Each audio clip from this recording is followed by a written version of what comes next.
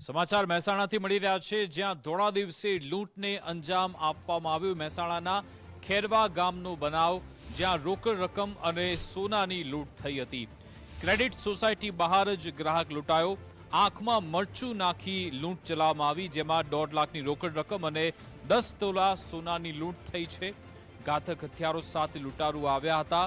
લૂંટારોએ હાથમાં તીક્ષ્ણ છરો માર્યો। ઇજાગ્રસ્તને સારવાર અર્થે હોસ્પિટલ લઈ જવામાં આવ્યો। પોલીસ હવે આ સમગ્ર બાબતે તપાસ કરી રહી છે।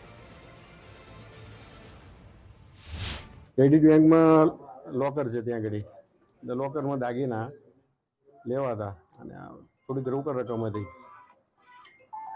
લગભગ કંઈ લકી હતું, હાર હતો અને વીટી હતી, બરોબર, આટલી વસ્તુ હતી। ત્યાંથી સીધો લઈને જો આવ્યો ને, એટલે ત્યાંથી સીધો પછી આગળ ગયો।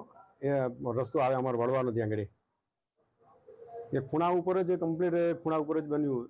અને આવીને સામેથી આવ્યા ને, એને લોકો જે મરચું નાખ્યું ને એ બાકી મરચું જો ના નાખ્યું હોત ને તો આપણે ગોઠ જ નહીં એને। પછી મેં બેગને આમ પકડી રાખી, બેગ તો એના નાકા બે બેગના હતા ને એ કાપી નાખ્યા। પછી મેં બેગને તો પકડી રાખી, પછી બેગને ઝપાઝપીમાં પછી શું કર્યું, એને ચપ્પુ મારી દીધું। ચપ્પુ માર્યું એટલે હાથો છૂટી ગઈ। પછી સામે ગાયત્રી હોસ્પિટલ છે, ત્યાં આ ભાઈ જે બી ગીનામણી રમેશભાઈ એ ત્યાંથી બૂમ પાડતા હતા, ઓ બળજે ભાઈ, ઓ બળજે ભાઈ। 3-4 બૂમો પાડી, હું સાંભળીને જ હું ગરાગીમાં હતો, કસ્ટમરમાં હતો। પછી મને શંકા લાગ્યો કે મને બોલાવે છે, એટલે હું મારી ખુરશીમાંથી ઊભો થઈને જોયું તો પેલા રમેશભાઈ હતા, મારા મનમાં એમને એટેક જેવું આવેલું છે, પણ અમે ડૉક્ટર માટે મને બોલાવતા હશે, એટલે હું ત્યાં ગયો। ત્યાં વિના જોઈ તો હું ચકિત થઈ ગયો। હાથે ખંજર વાગી લઈને લૂંટનો બનાવ બનેલો, એ બેભાન અવસ્થામાં હતા। પછી પાણી છાંટ્યું અમે લોકોએ આજુબાજુ ભેગા થઈને, થોડા રિલેક્સ થયેલા।